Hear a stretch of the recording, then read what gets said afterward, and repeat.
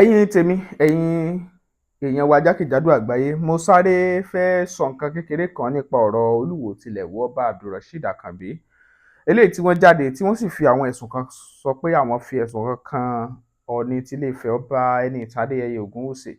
Ìṣẹ̀lẹ̀ tó ṣẹlẹ̀, ohun tó jẹ jáde yẹn, tó rútú yẹn, ó jẹ́ ohun tó jẹ́ pé ó bani nínú jẹ́ gan-an, wípé nílẹ̀ Yorùbá la ti ń rírú nǹkan bí eléyìí, tó sì jẹ́ wípé Olúwo tilẹ̀ wò ó, kò tíì sígbà kan rí tí ọ̀rọ̀ sìn lára wọn, torí lọ́tùn-ún lósì ni wọ́n ti ń gbé ọ̀rọ̀ jáde àti oríṣiríṣi fídíò, fọ́nrán, fọ́tò, gbogbo ẹ̀ nípa Olúwo tilẹ̀ wò, eléyìí tó jẹ́ pé ọ̀pọ̀ ọmọ Yorùbá ló ń sọ pé ó jẹ́ ohun tí ń dójú tini gbáà, torí wípé odidi ọba tá a wò pé ọba kan gbòógì nílẹ̀ Yorùbá ló wá wà nírú eléyìí tẹ́ pé ọ̀pọ̀lọpọ̀ ọ̀rọ̀ ẹ̀ wá jámọ́ nǹkan kan lójú òpó ayélujára àti níbi yòówù tán bá tiẹ̀ ti dárúkọ wípé Olúwo. Ṣùgbọ́n gbogbo ẹ̀ Yorùbá ló ní ọ̀rọ̀ ń bọ́rọ̀ bọ̀, eegun aláré òun lọ̀rọ̀ yìí. Olúwo tilẹ̀ wò ti sọ̀rọ̀ jáde, gbogbo wa la sì ti ń gbọ́, ẹni tí ò bá sì ti gbọ́ ó ṣeé ṣe kó jẹ́ pé ẹ̀yin náà ṣẹ̀ tún ń gbọ́ ni, wípé ìyàwó Olúwo tẹ́lẹ̀ rí yẹn tí wọ́n tó jọ́mọ Jamaica yẹn, tí ìyá wọn jẹ́ British, ó ń sọ̀rọ̀. Ìgbà tí obìnrin yìí ó sọ̀rọ̀, ó ṣàlàyé gbogbo ohun tójú rí, wípé kódà Olúwo lé òun jáde. Olúwo ò fìgbà kankan wà responsible fún ọ̀rọ̀ ọlọ́mọdé, ọmọ tó wà láàrin àwọn, àti pé ìgbà táwọn kọ́kọ́ máa pàdé, ìpátìkúùkù ni Olúwo fi bá wọn ní àjọṣepọ̀. Kò wá mọ síbẹ̀ nìkan, lẹ́yìn pé wọ́n fi ipá ní àjọṣepọ̀ pẹ̀lú àwọn, wọ́n tún ṣàlàyé pé Olúwo wọ́n máa ń wo oríṣiríṣi ìwà tán máa sọ pé ọba bá lórí ohun gbogbo, tó fi mọ́ ọ̀rọ̀ ọmọ ọdún 13 tí wọ́n ní àwọn ká lórí Olúwo lé lórí ẹ̀, tó ń bá a lájọṣepọ̀, ọmọ ọ̀dọ̀. Wọ́n sọ oríṣiríṣi léyìí tó jẹ́ ọ̀rọ̀ tí ò yẹ kétí ó tiẹ̀ gbọ́, ṣùgbọ́n wọ́n ní ẹni bá ti ọ̀pá bọ ihò, òun ló fẹ́ rí n tó wà nínú ihò. Òun lọ̀rọ̀ Olúwo, wọ́n ní Olúwo ti tọ̀pá bọ ihò, òun ló ń bí gbogbo oríṣiríṣi àwọn nǹkan tó bẹ̀rẹ̀ sí jẹ jáde lọ́tùn-ún lósì lásìkò táwa wà yìí. Wọ́n sì ní wípé ibi ọ̀rọ̀ dé yìí, kò sí gbogbo ẹni tí ò tíì mọ pariwo pé ọ̀rọ̀ Olúwo, àwọn kan tiẹ̀ ní ó yẹ kán ti yọ Olúwo dànù, àwọn kan ń sọ gbogbo ẹ̀ torí kíni n tó ṣẹlẹ̀ yìí, àwọn nǹkan tó wáyé yìí tó sì jẹ́ nǹkan ìdójútì ni. Ìgbà tí obìnrin yóò sọ̀rọ̀, ó ní wọ́n máa sọ pé àṣà Yorùbá ni, tó sì jẹ́ pé kò sí bẹ́ẹ̀ nínú àṣà Yorùbá. Olúwo tiẹ̀ sọ nǹkan kankan pé ìyàwó àwọn ìgbà yẹn o, ńṣe ni Ọọ̀ni lò láti sẹ́ẹ̀tì àwọn up, pé ó lò láti sẹ́ẹ̀tì àwọn up ní poison kinní kan, tó sì jẹ́ wípé wọ́n nígbà táwọn lé ìyàwó ọ̀hún jáde pé kí ni òun àti Ọọ̀ni jọ lọ ń ṣe ní kí làwọn àti Ọọ̀ni kí náà jọ lọ ń ṣe ní hòtẹ́ẹ̀lì. Gbogbo àwọn nǹkan yìí òun ló bí àwọn èèyàn nínú, kò wá ń ṣe àwọn èèyàn nìkan, àwọn ọba tó wà ní apá àríwá Ifẹ̀, àwọn orígbó méjèèje, wọ́n ti sọ pé ó yá ń sìn àfi kí Olúwo, torí 21 days làwọn fún ọba Olúwo, kán wá tètè mú ẹ̀rí máa jẹ mìsù jáde, bí bẹ́ẹ̀ kọ́ èrò kò ní gbomi kó gbẹ̀yìn, àníṣẹ́ kó tún gba ṣọṣọ. Eléyìí ó ń bá èèyàn lójú jẹ́ pọ̀.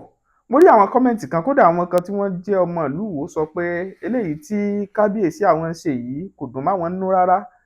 Wọ́n nítorí ó dùn àwọn gan, ṣùgbọ́n wọ́n ní ìlànà bí wọ́n ṣe gbà dépò yẹn náà ló fà á.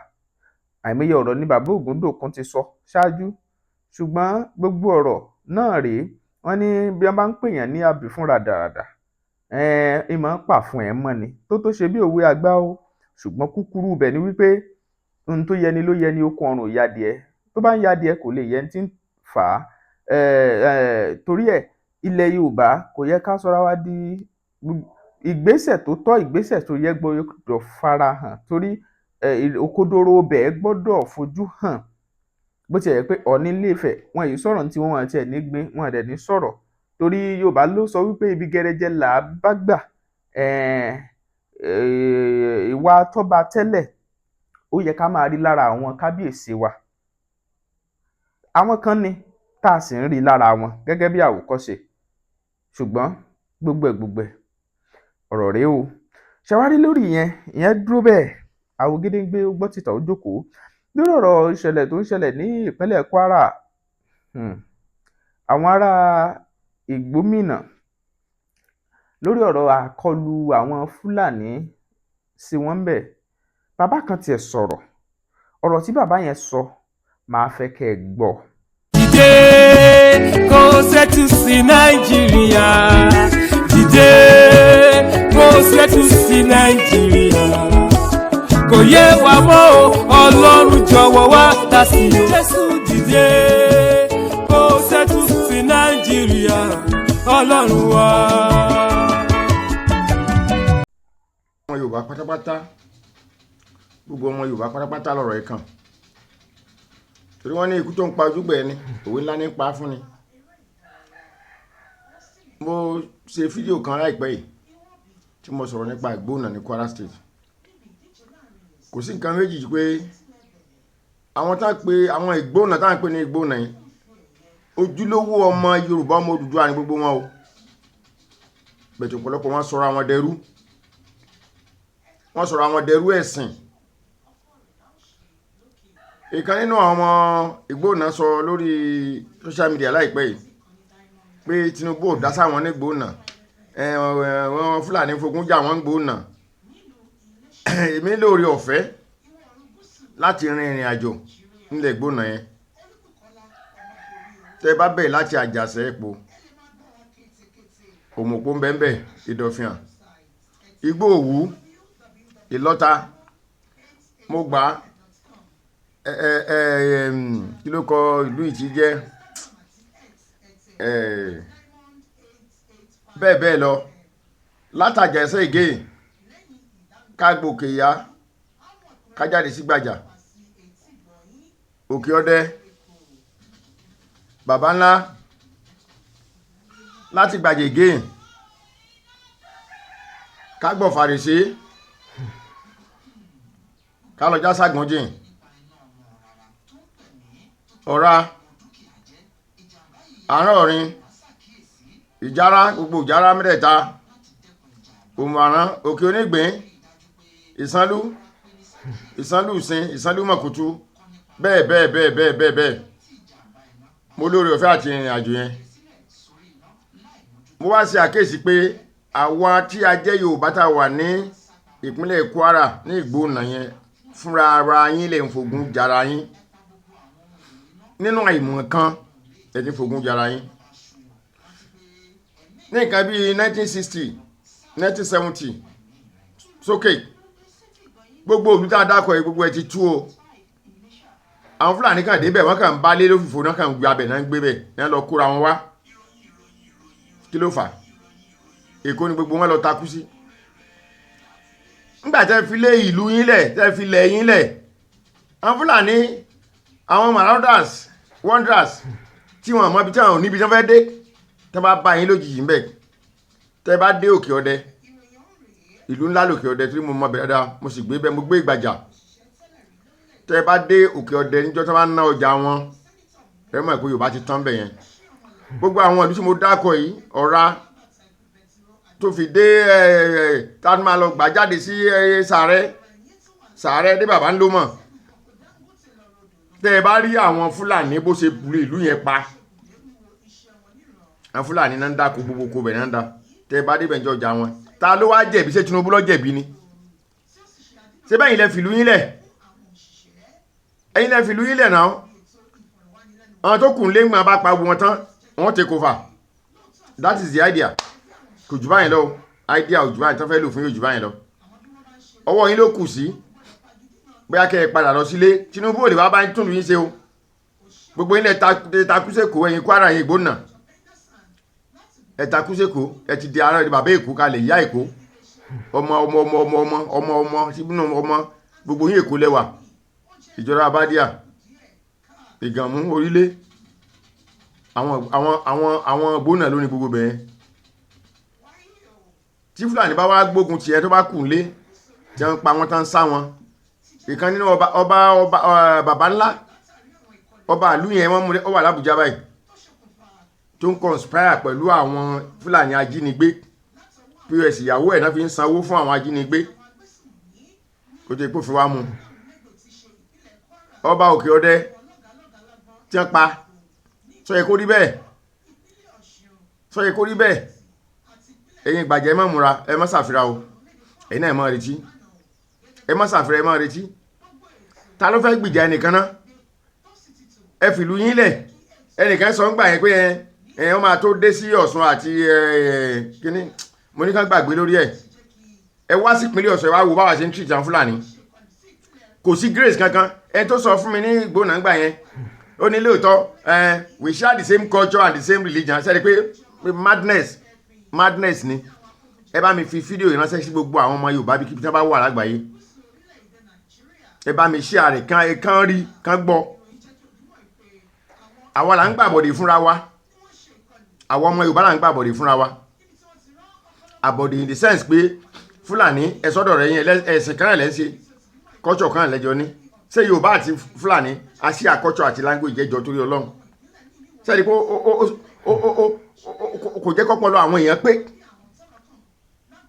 torí ìyé yìí ń kọ́ òun kárí kùnrin kọ́ lọ tún lé ẹ̀ ṣe o. ó nìyẹn ẹ̀yẹn gbọ́n tí bàbá yẹn sọ ṣóòótọ́ wà ń bẹ̀ àbí irọ́ ló wà ń bẹ̀ ẹ jẹ́ mọ èrò yín lójú òpó ìfi èrò ẹni hàn sí ṣe rí àwa náà ní iṣẹ́ tó pọ̀ láti ṣe nílẹ̀ yìí a ní iṣẹ́ tó pọ̀ gẹ́gẹ́ bí ọmọ Yorùbá odò tá a bá fojú rí náà ó ló máa ń gbé ni lọ wẹ́rẹ́wẹ́rẹ́wẹ́rẹ́ ẹ wo bí tá a bára wa lónìí ẹ wo àwọn ìṣẹ̀lẹ̀ tó ṣẹlẹ̀ eléyìí gbẹnu tán tó sì kù díẹ̀ káàtó kọ́lọ́hún kó jọ kó gbà wá kó ràn wá lọ́wọ́ kó yọ wá ní o ń lọ̀rọ̀ tó wà nílẹ̀ yìí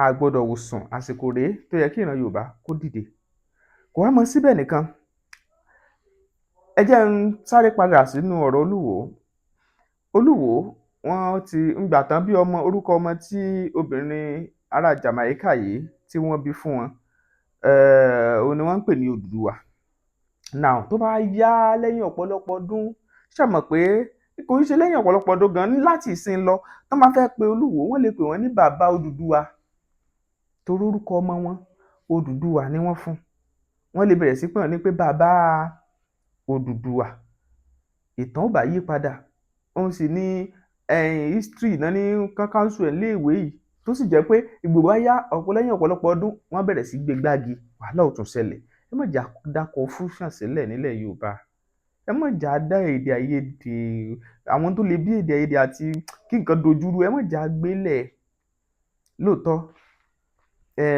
wọ́n tún sọ̀rọ̀ àwọn mọ̀fítì wo sọ̀rọ̀ wọ́n á ní ọba bíi Olúwo òun ló dáa jù wọ́n gbẹ́sìn lárugẹ wọ́n ṣe wá sí ráwọn mùsùlùmí tó ń sọ wípé ẹ̀sìn tán gbé tán sọ pé Olúwo tilẹ̀ wò sásá bẹ́ẹ̀ pé kì í ṣẹ̀sìn táwọn ń sìn o wípé nǹkan míì ló wà ń bẹ̀ wípé ńlá fojúsùn míì oríṣiríṣi àṣírí lọ́tún ló sì bẹ̀rẹ̀ sí tú ẹ wò ó mo sọ yìí náà mo dúró ẹ̀yin èèyàn wa èrò tí yín ẹjẹ́ àmọ́ lójú òpó Ìsọfúnni Olúwatóbilọ́ba Fásùgbà lórúkọ mi Bẹ́mbẹ́yẹ́kẹ́ lẹ̀ ń pè mí lónìí ẹ ti wò lónìí Bẹ́mbẹ́yẹ́kẹ́ ẹ máa pín fáwọn ẹlòmíì lónìí Bẹ́mbẹ́yẹ́kẹ́.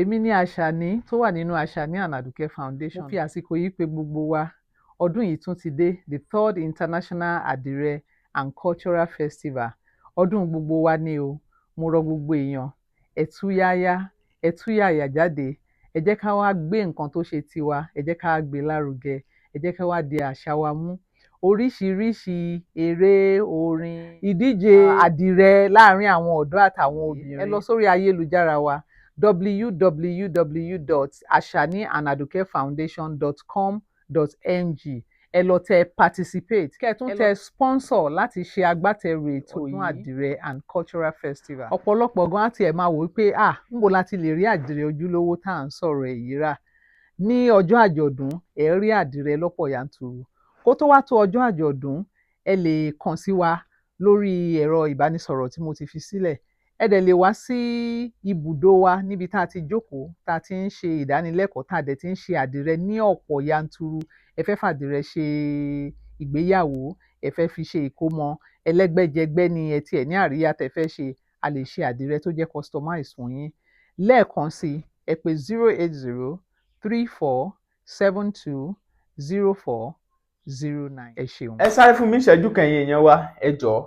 Alani Nightingale mo mọ̀ pé kì í ṣe àìmọ̀fólóko yín ẹ̀yin tẹ́ ti máa ń wo ìkànnì wa. Alani Nightingale ní ọ̀rọ̀ kan láti bá yín sọ àmọ́ ṣáájú mo fẹ́ kẹ́ mọ̀ wípé ó ṣe pàtàkì kẹ́ subscribe báyìí sí Alani Nightingale, kẹ́ ẹ like wọn, kẹ́ ẹ follow wọn ní gbogbo social media handle ní YouTube, ní Facebook, ní TikTok, Instagram, X àti bẹ́ẹ̀ bẹ́ẹ̀ lọ. Ẹ subscribe fún wọn gbogbo social media handle pátá. Orin wọn tí wọ́n pè ní ajágbéegun, kí ló túmọ̀ sí ajágbéegun? Ṣé kájágbéegun yẹn ni ó túmọ̀ sí ni àbí kí gan ni? Ẹ lọ gbọ́ orin yẹn, ó kún fọ́fọ́ torí àwọn orin ọlọ́gbọ́n, àwọn tó ti mọ Alani Nightingale mọ̀ tá à ń sọ. Ẹ lọ wò ó, kẹ́ subscribe, kẹ́ follow, kẹ́ comment. Ẹ jẹ́ kó yé wọn pé àtòrí Bembeyeke gan lẹ ti wá wò ó. Tèmi tí ń tòótọ́, mo nífẹ̀ẹ́ yín. Ẹ gbọ́ ohun tí Alani Nightingale tó ní fún yín. How y'all doing, beautiful people? I am glad to bring it to you that the song that we have all been waiting for, that is Ajagbeegun, is now available on all streaming platforms. That is Ajagbeegun by Alani Nightingale. Just go right there, search Ajagbeegun by Alani Nightingale. It's available for streaming, and you can share with your folks. However, for those of you who are unable to win some things in the last challenges that we threw, in the last giveaways that we did, don't worry about it. I mean, we got more giveaways to do. I mean, there are a lot of goodies. I mean, smartwatches, phones, these are apples, and they are pretty much unopened. A lot of things, apples, iPads, and all whatnot. So, what you got to do to participate? Just go and listen to the new song, Ajagbeegun by Alani Nightingale. Like I said, it's available on all streaming platforms because we are going to be throwing some challenges. We are going to be throwing some questions about this song very soon. So just be ready, keep in touch. Very soon, we are going to be doing some more challenges and we will be doing a lot of giveaways. Bye for now and thank you. Bembeyeke tí kò ní eléyìí ládùn jù, ó gbafẹ́ ó gbàyè, òun ni ẹ máa wò.